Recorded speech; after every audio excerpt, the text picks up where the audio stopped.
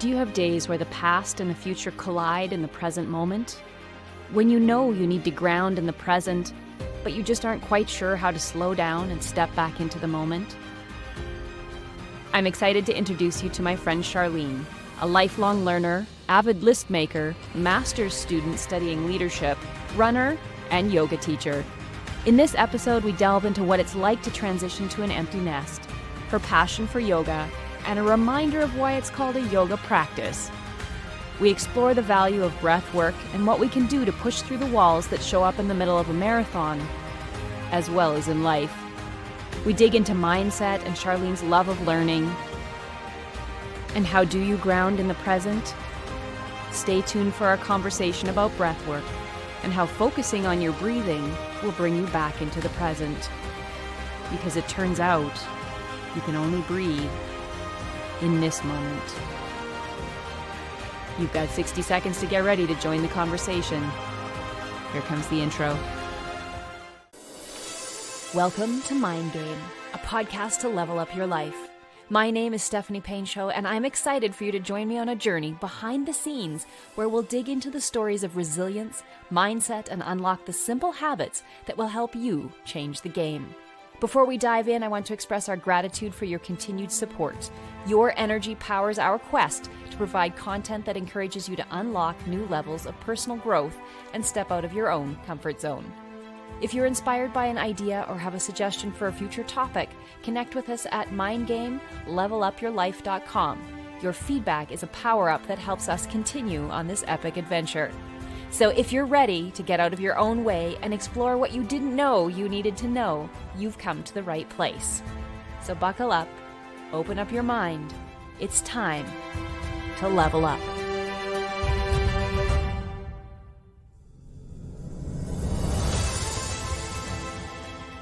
So welcome to the Mind Game podcast. Today we are here with Charlene. She's going to talk to us a little bit about different habits that she uses to level up her life. Charlene and I met quite a while, maybe almost a decade ago, in a business venture, and we actually got to meet in person. So this is a guest that I've actually met in Salt Lake City, even though she's from Eastern Canada. We met in Salt Lake City. It was fantastic to meet her. I love what she shares on social media. She is always reading, going back to school to learn more, sharing those. She challenges herself with running. She teaches yoga. We are going to have a fantastic conversation, and I can't wait to catch up with Charlene. Welcome to the show, Charlene. Thank you very much, Stephanie. I am so excited to talk to you because it's been a few years. Different business ventures end, and then thank goodness for Facebook to stay in touch. I know that's for us that are more experienced. I'm not going to say older, but I still like Facebook to keep up with people, even though I know my daughter's on Snapchat and all of those different things. And you have 2 kids, and they are all grown up now? They are grown. So this is my first year, just finished my first year with an empty nest. So both kids have birthdays this month. My oldest will be 21 and my youngest will be 19. Wow. So yeah. It's got to be a little different. We just hit 15, so learning to cope with the learner's license. Not cope. She's doing very well, but it's a weird feeling to get out of the driver's seat and step into the passenger seat. Oh yeah. It's quite a different experience when you have kids at home and then they move out because both kids moved away. Total empty nest. So it's time to rediscover and do all sorts of things. You were quite busy before, so we are going to dig into the podcast here. And again, for our Mind Game listeners, if you have any questions later for Charlene, reach out to me. We'll be in contact, and you are always welcome to come back for a future episode.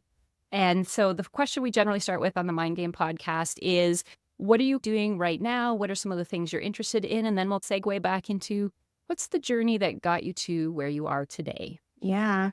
Right now, like I said, this is my first year with an empty nest.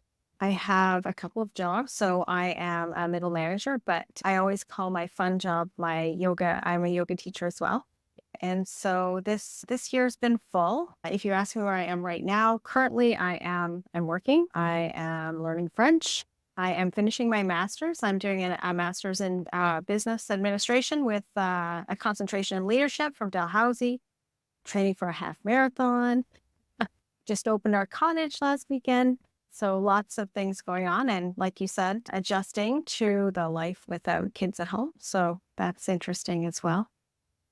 Yes, that always seems to go when they were little and you were running around with them, it seems to go slow and people like hang on to that time. It'll go really fast. And now I'm like, I think things need to slow down because all of a sudden my daughter's 15 and yours have moved away from home. Time just, it seems to speed up every year. Mhm. It is fantastic that you are finishing your master's. You are training for a half marathon. That amazes me. I'm not a runner. I'm working on it. I'm 600 and some days into my everyday healthy habits and Yes. fitness and working out. So it makes quite a difference in how you feel, and we can dig into that in a little bit. And so I guess I'm curious if you look back at kind of the journey that you've been on and how did you get to where you are today? Is this always where you thought you would be when you were dreaming of what you would do in life? Mhm. Or are there some things that pushed you on some different paths as you went? I certainly didn't see myself here. And it's funny because I find that my life is slowed down now. And like you said, when you have younger kids, so during the pandemic, I started my master's and I was doing 2 courses at a time, working full time, managing my son's hockey team, still teaching yoga, although teaching it online, or in a studio by myself, which was interesting. It was online, Yeah, but that I would be. wasn't from home. I was teaching from the studio. Yeah. And then when we all went back, that was an interesting dynamic as well. So yeah, it is different because a lot of my time was work or, as we mentioned when we were chatting before the show started, driving the kids around. So Yes, there is a managing. lot of time spent in cars. So as the team manager for Mm. my son's hockey team, there's all of that admin that happens behind the scenes, plus Yes. driving to all the games, and he played rep. There were tournaments and all those things. Yeah. When I was a little kid, I wanted to be a psychologist. And so I went to university and did a science degree in psych and biology. Nice. And that's not where I landed at all. But I will say that I have a job that pays the bills. But talking about Yes. yoga, my Yes. interest in yoga started, I always joke and tell everyone I started yoga back before the internet. Yes, I remember back before the internet. We are the right. If you are watching the podcast right now, if you can relate to this, you should let us know that Yes. you're part. I'm assuming we're all Gen X here. Yes. Yeah. Yeah. Yes. I'll be 46 this year. And so I remember for one of my psychology classes, we had to Mhm. go and seek out an alternative form of wellness. And so, Nice. being a poor student, I decided I was going to find a free yoga class, which I did. Yes. Found a free yoga class on campus and I was hooked. First class. Mhm. And when you're going to a free yoga class at a university, it's not like going to a yoga studio. It was in a classroom. Desks and tables were pushed back.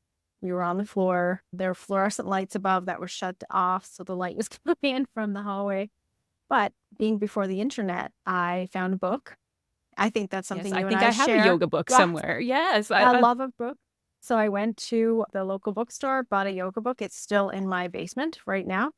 nice. And I started practicing yoga at home. And so that's something that I've carried with me through everything, through university, and it ebbed and flowed. I have Yeah. periods of time where I practice religiously every day, and then periods of time in my life where I go months without Yes. without practicing at all. And I Um, appreciate that you said that because that makes me feel a little more normal. Because sometimes I'll find yoga and it always helps. It helps my colitis to stay in check. Exercise really does help with that and decreasing stress. But sometimes it does ebb and flow. And it's nice to hear that from a yoga teacher. It's okay that it does that throughout life. Absolutely, yeah. And I got back into it seriously, I think, when with my first pregnancy. And now I tell everyone, the pregnant, you have to do yoga. Yeah. Yes. And so that's something that I've always carried. And I didn't start teaching yoga actually until within the last decade, but it's always been on my bucket list to become a yoga Yes. teacher. Yeah. I'm a list maker.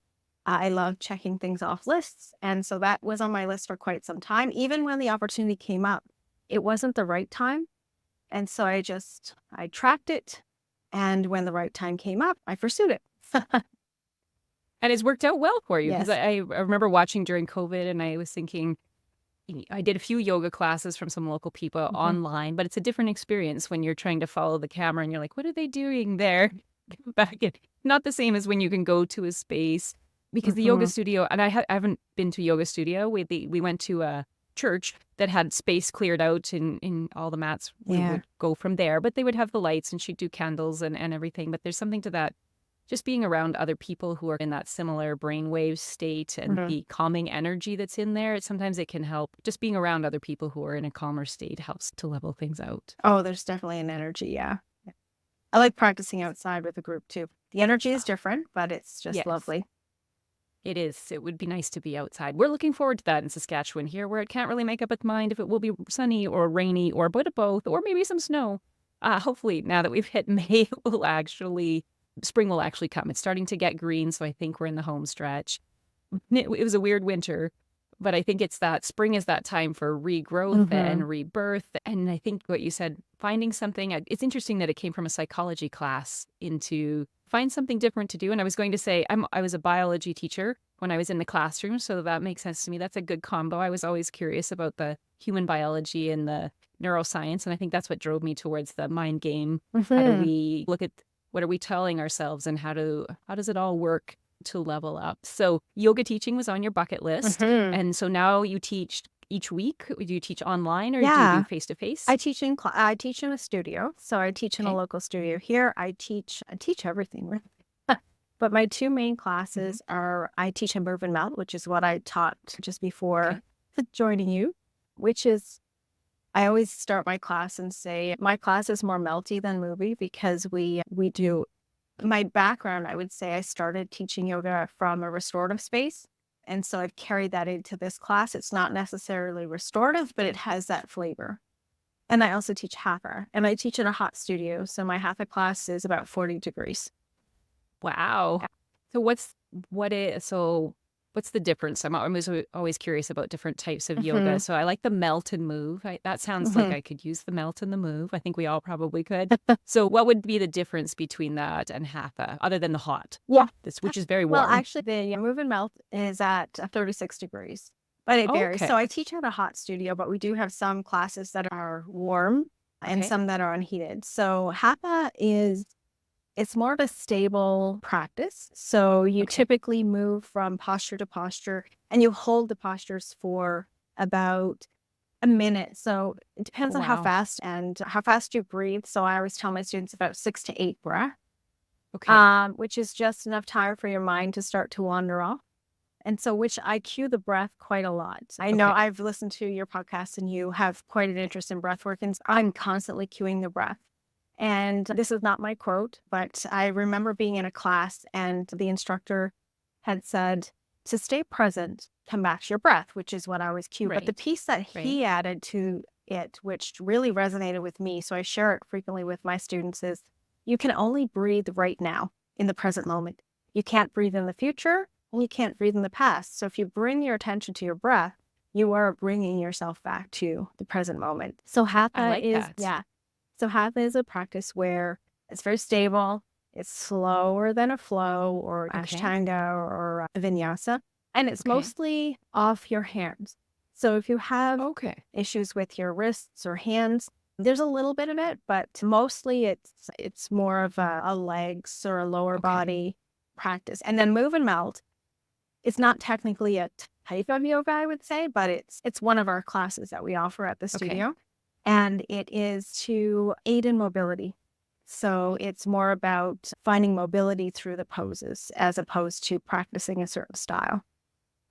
Which is Yeah. also really important as we all get more experienced. I'm not going to say Like, older, we all get more experienced. I can't remember, I was probably watching a TikTok or a reel on social media, and they talked about one of the biggest challenges, I think, when people get older, it is the mobility piece. So mhm. it's not, I think it's getting down off of things. People can get up on things, but when they go to move down, they don't have the same range of motion, and that's what causes some of the falls. So one of the people said, you need to keep working on your mobility and be strong enough to make sure that you can move around and do what you need to do. And yoga makes you work more than you think. If anyone out there is listening and thinks that's easy to hold the poses and do the breath work, because In a sometimes you're hot just room. fighting for balance. Yes, in a hot room. I'm not sure. That would be really interesting. I've never tried hot yoga, but I don't like it when it gets super hot in Saskatchewan. So I'm hoping there's airflow and movement of the air, but it would be an interesting practice. And I think I had Oh, it was Allison. I think she was out of New York, and she said, when you're ready to end the pose, that's when the pose really begins. Hmm. Is when you start to think it's time to get out. And I thought, oh, and I love the one that you just said with you can only breathe in the present. And so if you focus on that, it will bring you back. And we know that breath work is breath work, if you call it breath work or breathing, or that's a really important regulation tool. We talk about in education for students, if you can regulate your breathing. Although sometimes I was presenting in front of a group of people this last week and I was all good until I started talking. And then all of a sudden I'm like, why am I out of breath? Why do I feel nervous? And I kept thinking, okay, I got to slow down my breathing. But it's harder when you get talking in front of people and then to try to ground yourself in that. So do you have any suggestions? Because I really like that idea of the breath being in the present moment. And if we can come back to the present, that can help us to ground. Yeah. I think, box breathing is one of the more common methods where you breathe in for 4, hold for 4, out for 4, hold, and you repeat that cycle. I really like when I'm working with someone who may be in need to calm down and bring themselves back down to a more regulated state. I like to use a practice, and I have no idea what it's called, but where you breathe in through your nose for 4 and then breathe out through your mouth for 6. And it's just a slow, and you just do that for a couple of times and you can feel yourself just calming down. But the box breathing is also called tactical breathing. So both are very useful. But the one I default to calm is the in through the nose for 4 and out through the mouth for 6 to slow that down. Shows the longer the exhale, the more it will start to calm you. If the exhale is shorter than the inhale, then it won't calm you as quickly or as much as the long exhale. So if you're listening from home and you feel your shoulders up near your ears, I remember when I go to yoga class, they're like, if your shoulders are near your ears, you need to just relax. Sometime if you're sitting at your desk, sometimes some days I'm like, I don't think I'm this stressed, but I've lost my neck here. So I need to do that. But you can use those breathing strategies, whether you're at yoga class, whether you're outside, whether you're in a meeting and you need to take a breath and just ground yourself in that moment. Those are easy to do, not always easy, strategies that you can use while you're out in public without anybody really noticing. Or you can find a space by yourself and really dig into the breathing. There are things you can control, because if you're anxious or you're stressed, taking those just a couple of minutes, just taking a couple of moments to take those intentional breaths. That's another thing I often tell my students, because they'll say, oh, I can't do yoga or I'm not flexible. I'm like, listen, if you come and sit on your mat and you breathe with intention for an hour, you've practiced yoga. You've done what you need to. You're going to get what you're going to get from it. Yes. You get what you need. Yes, what you need will come to go.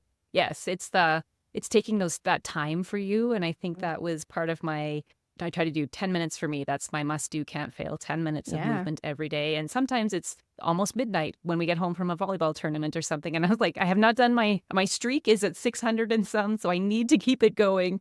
And I will head down to the basement. My husband and my daughter know. They're like, hey, mom's going to do this. And I know if I can, sometimes I'll put on some meditation music in the background or just something that will help me to settle. And I know once I start, it just helps to calm me down, to relax, just even to stretch and do that. And that 10 minutes, whether it's combined with movement or breathing, I'd like to get it more into meditation. So if you have any suggestions on that, I've read some of Dr. Joe Dispenza's work on meditation, find it fascinating. He talks about all the science behind it. So the former bio student in you, I think, would also probably find that quite interesting. And the electromagnetic energy that comes across with that many people in a room and how that can help to get you into different brainwave states, I find really interesting. And so have you delved deeper into breath work beyond yoga? Because I think when I talked to Tiffany, she talked about it. There's yoga, but then breath work is its whole area on its own. She talked about breath work with a capital B, I think was how she described it to me. Yes. Yeah. I think that's the last podcast I listened of yours, actually. I just finished it. Actually, back to my whole list maker thing. Yes. That's actually one thing on my list, is to delve into breath work. I did read the book. I want to call it Breathe. Okay. But I'm not sure if that's what it's called. I can run across the hall and grab it. But it's a really good book about how different types of breathing and how to use it in different circumstances. And so I read the book. I was quite interested. But as one of my friend's husbands says, you can do anything, but you can't do everything. Or at least you can't do it all at once. And so, like I said, list maker, I make a list. I want to look into that some point down the road. Yeah. It sounds fascinating, just the idea and I worked in student services for a while, so self-regulation, we spend a lot of time on that, and we still do. I've just transferred into a different area. But the amount that breathing, people I think underestimate how much breathing can play a Mhm. role in that or how quickly you can ground yourself and turn it around. And there's many different strategies for that. And yeah, Tiffany talked about some of the breath work that she was doing. And it was really interesting to me how just that getting how you breathe, the rate at which you breathe, the how you breathe in through your nose, out through your mouth, or how you do that, and the oxygen that you can get into your body and the difference that makes, it is fascinating for me. To bring the body down and to bring it up, right? Yes, If you need yes. to energize, Hmm. you breathe a different way. Yeah, with the quick inhales and the forceful exhales, if I Yes, remember correctly. Yeah, so that it is yes. quite fascinating. And I thank you for mentioning that because breathing is not always to calm. You can use breathing to psych yourself up for it. And Gary Tired. Brecka talks, yes, yes, to wake yourself up. There's all sorts of different strategies. If you're listening out there, try the box breathing. We've had a few people mention that. I like the inhale for 4 through the nose, exhale for 6 out through the mouth, and just work on slowing everything down. Mhm. And so when you're in yoga class and students are struggling to focus, because we have some days where my I don't know if I make lots of lists also, but I always have trouble shutting down my mind and The just trying monkey to, brain. yes, I have that frequently. And I'll be like, just be in the moment, focus on the breathing, which is a good reminder. And then I start to have a whole conversation with myself about why am I not balancing right today or those types of things. So, do you have any advice for when you're trying to reach that calmer state, that meditative state? I like that yoga keeps you moving. I find that helps me, that movement Mhm. does. Any advice that you give to students to get out of that monkey brain? Yeah, I meditate regularly. You're Yes. talking about what habits we have, so I Yes. meditate every morning. And so some days are just like that. Sometimes they're just like that. And we call yoga a practice for a reason, right? Because you're Yes. practicing. And one of the cues that I like to use is don't compare today's practice to the one you had yesterday or last week. It's now. Last week, you reached your toes, and today you're just past your kneecaps. Cool. Same goes with the mind, right? Some days you're in it, you're there, and then other days there's just all this noise. Yeah. And be okay with that because it's going to be different. You bring yourself back and you focus on the breath, and then your thoughts go off again. Acknowledge the thought. Okay, got it. Come back to the breath. Appreciate that because some days, and it's always a good reminder. I like what you just said about don't compare your practice today to Hmm. yesterday. Be in the now, and you're doing it. You're practicing, you're meditating, you're doing the yoga, you're doing your workout. But some days, it's again, that's a good reminder. We all have ups and downs and ebbs and flows in where we're at, and use the habits that you have to help you balance. And I know balancing with yoga, you're also into running, and you said a half marathon. I think you've probably run a full marathon at some Yeah. point because sometimes I see beautiful pictures out on Facebook of the runs that you're on, or I'm not sure if interesting animals you've come across on the Yeah, I've runs come at different across a times. few. Yeah, yeah. Yes. Yes. So I always think I'm getting the more I commit to doing more, whether it's weight training or yoga or different things, I'm starting to be able to jog for longer and longer periods of time. But a half marathon or a marathon, that's a long period of time to keep going and get into that flow state, which is also something that fascinates me is when people reach that flow state and they hit that different brain waves and they are able to settle in and do almost superhuman things. I'm not sure if you read that book, Superhuman, and they talk about all of the Awesome. extreme. He looks at extreme sport athletes. So those that will climb up a mountain and then jump off the mountain with the parachute, or the skateboarder. I think it was I want to say Danny Way, who jumped the Great Wall of China on his skateboard. And in fact, they worked it all out. He did the test run. He broke his ankle on the test run, but he was in such a flow state, he didn't even acknowledge that he broke it. And he went and did it again and did the official jump. I did it. Then they realize the ankle was broken, or people who are whitewater rafting in extreme places and they just get into that state and they're able to Right. do things that seem impossible to most of us. But when the brain gets into that state, they're not consciously thinking about it. They're just doing it. Yeah. Yeah. So again, back to my lists, I had Yes. always wanted I'm from Newfoundland, Labrador. Okay. Yes, I Yeah. think I knew that. And so we have a race back in St. John's, Newfoundland called the Telly 10. And I'd always wanted to run this Telly 10. And so I started running, gosh, long time ago. Just say that. I understand. Yeah. I don't even know how long ago it was. And it's funny because I hadn't registered for the race and I was training for the race.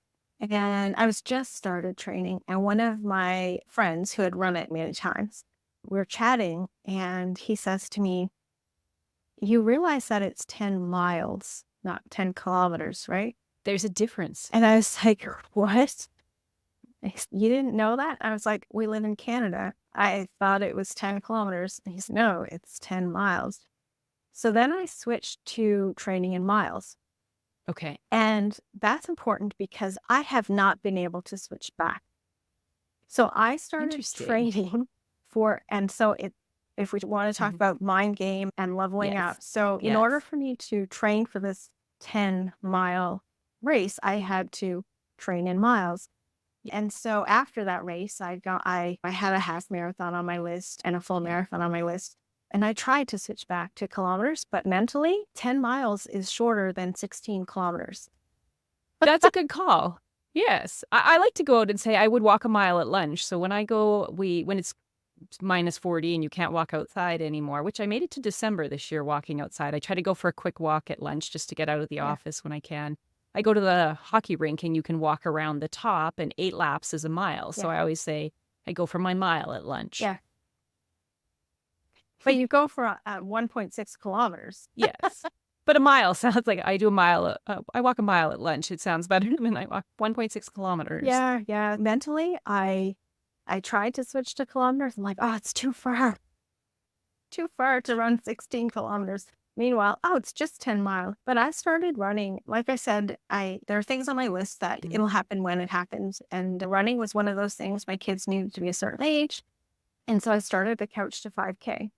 And I still run the route where I trained on the couch to 5K. Nice.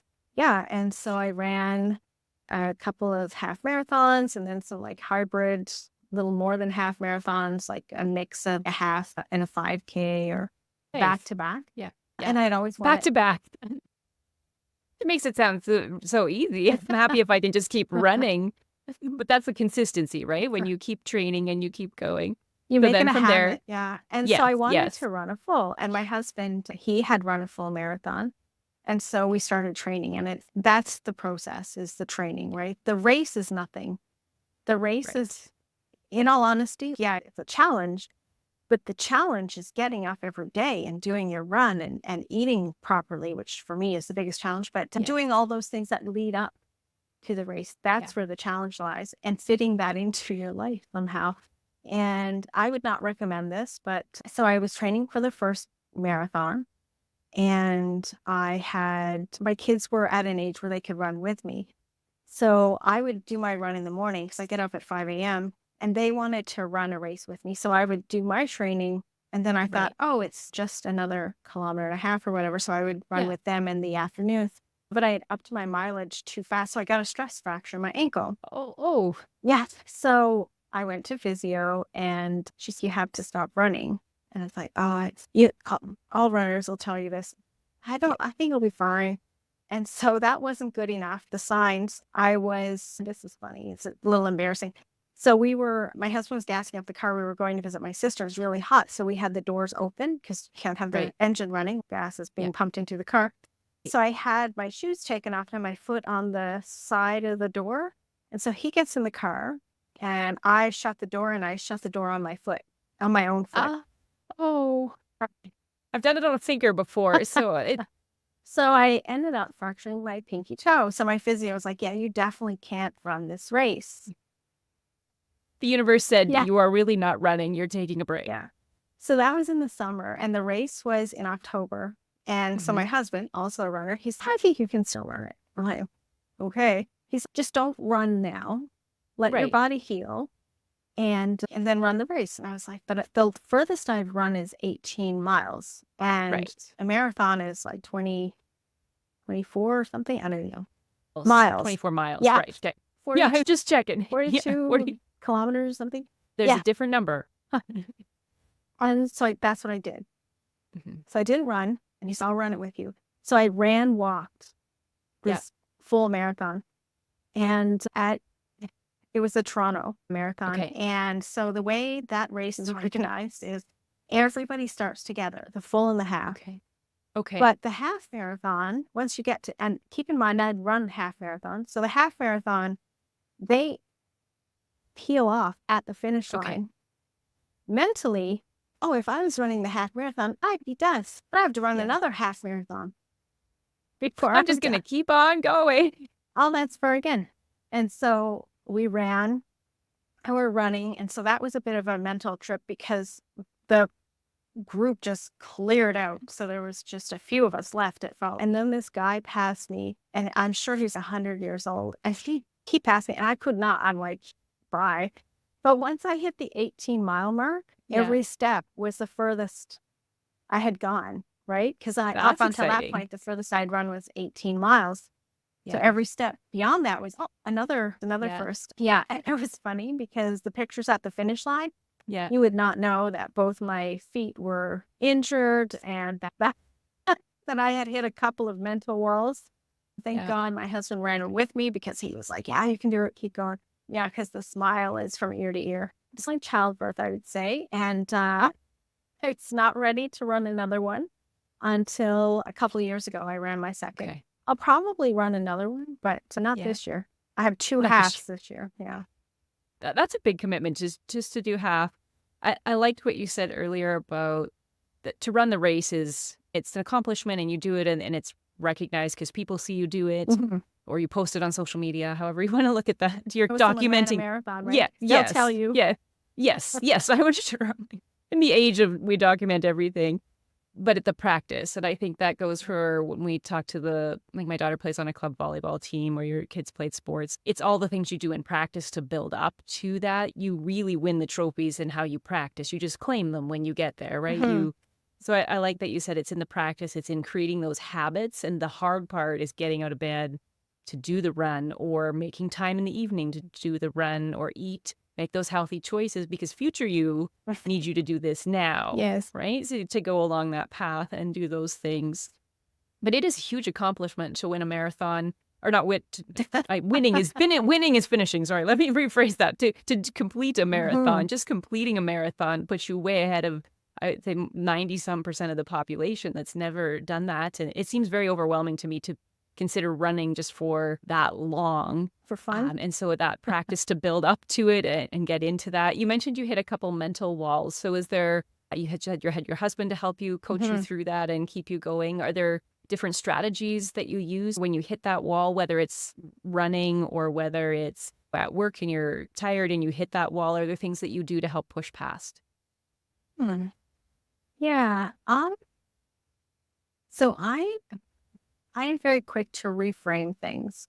And I've received feedback on this professionally from coaches to say you're a little bit too quick because I have a tendency to look at something and I will say, I'm not always like this, but I have a tendency towards this. So I'll look at something, I'll reframe it. What's the lesson? Yes. Yeah. And move on. And I've been coached about that with respect to sometimes you reframe and move on too quickly for other people. In the work context, you need to let people deal with the loss or the challenge or the frustration or the what have you. And don't be so quick to be like, okay, there's a positive, or I'm going to bless it and release it. Which is a strategy in itself to be able to get to that point. But yes, how fast you do that, yes. Yeah, you have to sit in it and then let it go. But there are things about yourself that you kind of accept. And this is one of them. I'm like, you know what? I acknowledge that there are times when I need to pull that back, that reframing, not necessarily the reframing, but the speed at which I move away from it. Yeah. But at the same time, strengths and weaknesses. And it feeds into my trying not to be too attached to things. As a yogi, we talk about attachment. And so not to be too attached to the outcome. I think I went off on a tangent there, but when I hit a mental block. All good. I find reframing is a strategy in itself. That's why I was curious about it, because we talk about when you can reframe. And there's a lesson in it for me as we look to move from one house that we built to a different town and do that. It's how do we reframe it, and how do you find yourselves in those ups and down moments where I'm okay with it and then I'm not okay with it and then I'm okay with it, and how do you reframe and we don't all process it at the same speed. I would say my husband processes it much faster. But reframing is a good strategy in that looking at it for different perspectives and the ability to acknowledge it in the moment and, like you said, bless and release, or it's here, yeah, and that's not my favorite thing, but we're moving on and let it go. That is a strategy. I hadn't considered perhaps the speed, but it's insightful because I Yeah. think that's where my husband and I differ at different points. As he's listening to this later on, we'll see if he agrees with me. But sometimes we'll be able to reframe faster. We have a different touch point or a perspective that we're looking at it from. So when you hit that wall, when you're running, how do you keep going? Like David Goggins, I'm not sure if you have followed him on social media, but he was like, one more step. And he's intense, like ultra marathon, and keeps going, running on broken ankles and legs. I wouldn't and recommend things. that. No, I don't think that's a little extreme. But that one more step, could I do one more rep? Could I just do one more? Well, that So was is me there with the ways that you 18. coach yourself? Yeah, Pardon with me? the 18 miles, that was me. Yes. The next step is the furthest I've ever done. Yeah, and so that was definitely a big one then.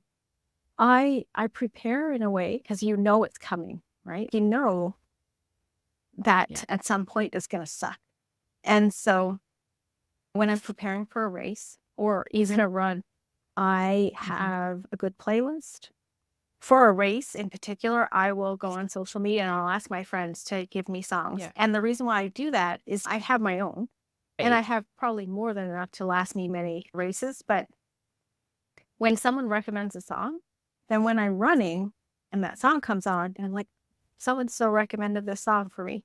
And it gives me that little extra boost. I remember one Nice. time in the middle of a race, I hit a wall and I was running it by myself. What I mean by that is my husband was probably like 3 miles ahead of me. And I hopped on social media and did a live, hey, I'm running. So if you've had this positive energy, if you're watching this and you have some positive energy to send my way, please send that. Just little things like that. I'm pretty extroverted, so I will strike up a conversation with if you're running slow enough to be at my pace, then I'm going to probably talk to you. Makes it go faster if you've got someone. I could walk for hours if I've got somebody to talk to. Yeah. So those are fantastic strategies. And I think a positive way to use social media. Sometimes social media gets a bad rap, but in that situation, I like the idea that so-and-so recommended this song to me, and that gives your brain something different to think about. And then I wonder what the next one is and who did that. And there are times when you're by yourself, but we're not truly alone if we have a phone. And I wouldn't have thought to, in the middle of a race, start a live, but people are curious about, like, how's it going? I want to know what's happening. And so that's a fantastic way to step that up and just get your brain refocused and get some energy, because it's amazing when we can distract ourselves from if we're spiraling into this is hard, into, oh, I wonder what song is next. The blister that's forming on your toe. Yes. Yes, the marathon running brings a whole other level of different things. But I like what you said about the preparation, that you know that wall is coming, regardless of how well trained you are. There's going to be a time when it's hard, and that might hit at different points. Or sometimes in a workout, and I follow Carolyn Gervin. She has lots of free YouTube videos, but I didn't really know anything about weights, but I just do whatever Carolyn tells me to for the next 60 seconds or 45. And I just keep thinking one more. But there's points in the workout, different on different days, or same with yoga, right? Where this is really hard. I don't know if I can do one more. The weights are extra heavy today. And sometimes I think it gets stronger. Like the weights aren't changing, but some days I feel strong and the next day it feels heavy again. Yes. But sometimes if you can push through that point, then I'm like, and here's the zone that we're in. And I know it will feel better after marathon running. I'm thinking it's going to hurt a little bit after that much mileage on the body, but it's to keep going. And one of the other things I think I've seen you post is you love audiobooks, and I do as well. So do you listen to audiobooks or podcasts or different things while you run? I do. I don't listen to podcasts. That's my husband listens to podcasts. I listen to audiobooks a lot. I joke that I consume them. So yeah. And that's the other thing is I'll have my playlist, and I will typically have a couple of different audiobooks that I've downloaded, because it depends on what I need. It's a good point. Sometimes you need something that's going to psych you up. And if it's a good fiction book where you want to know what's going to Yeah. happen. You got to keep listening. You got to keep running. Yeah. Yeah. I listen to a lot of audiobooks. I have to say, I run for fun. So I don't run for a time. So you had mentioned seeing animals. Like I'm listening to books, and sometimes that means I run slower. If I'm learning something, I definitely slow down. Yes, your brain is processing multiple things. Yeah. Yes. But I will stop and take pictures of whatever I see that's interesting, like a bear. But don't stop too close to them there. Yeah, the turkeys are out now. Yeah. And so what part of Ontario are you in? The Ottawa Valley. So we're about an hour and a half from Ottawa. Okay. I was just Yeah, trying right to on kind the of place river. where. Nice. Mhm. That's looks do you call it a cabin or a cottage? If I was in Newfoundland and Labrador, I'd call it a cabin. Everyone here calls it a cottage, so we call it a cabbage. Yeah, I was going to say in Saskatchewan, we talk about the cabin. We don't talk about the cottage, but that's part of when we were all together in the company that we were in years ago, that was one of my favorite things to do, was to talk to different people from different parts of the country and be like, do you know what this means? And we'll have to do an episode sometime with Newfoundland speak and Saskatchewan. I think I did that with Renee at one point, and I was like, what did you just say? I didn't understand any of what you said. That's funny. And then I'd say something from Saskatchewan, and she said, what is that? And I'm like, what are you buying at the grocery store? It's amazing how in one country there's so many different things. Yeah. When you're running, you said you have multiple ones. I love to take pictures. That's I'm not a big golfer. I would just go on the golf course to see what kind of fun pictures I could get, whether it's action or flowers or the sunsets or whatever I can find for that. I appreciate that. And that running, I think for some people, the idea that you said running is fun, they may not have reached the point where running isn't being out of breath.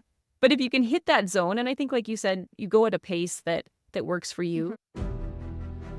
And so we pause our conversation with Charlene here and take a moment to reflect on the insights of part 1. And part 2 gets even better. We started our conversation thinking about where we are at in life. And Charlene mentioned to us that the different stages of life offer different opportunities for growth. Sometimes it's not the right time, and that's okay. What we can do is add it to our list and keep our eyes open for the opportunities that come along as we journey through life. Time management, it turns out, is all about priorities. Deciding is the key. There's always a way to incorporate personal growth.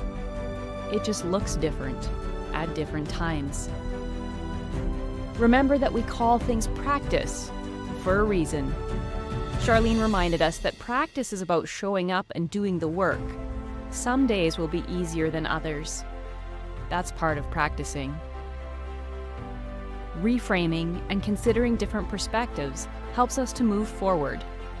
Remember, we all reframe with a different set of lenses and at a different speed. As Charlene mentioned when sharing the story of her first marathon, one of the ways to keep going when you hit a wall is to recognize just how far you've come. Every step forward is taking a step further than you've ever been. As one of my future guests, Madison, shared in a conversation, you've never been this age before, and we are all doing the best we can to figure out our next steps. Give yourself some grace. Building in consistent practice is one thing that will help to keep moving you forward. And I wonder, how often do we underestimate the power of breathing? How many guests this season have mentioned breathing techniques to help us ground in the moment? Did Charlene's cue to focus on your breath resonate with you? She said, you can only breathe right now, in the present moment. You can't breathe in the future, and you can't breathe in the past. So take a moment and bring your attention to your breath and step back into the present. That's the power of breathwork. Thanks to Charlene for joining us in part 1. I can't wait to dig into part 2. And get ready to talk about some of our favorite ways to learn, strategic lists, there is a strategy, and more ways to level up your life. Thanks for listening. Here's your episode 25 Mind Game Challenge. Share this episode and take a moment to focus on your breathing. Try box breathing. Breathe in for 4. Hold for 4. Exhale for 4. Hold for 4. Repeat as needed to ground in the present. Hashtag it. Level up your life. Thank you for choosing to listen to Mind Game, a podcast to level up your life. We hope that you've enjoyed the insights, inspiration, and habits shared in this episode. Your support is a game changer, and we are incredibly grateful to be on this journey with such an amazing community of listeners. If you have any wonders, questions, or suggestions about this or future episodes, we'd love to hear from you. Connect with us on social media and share your feedback.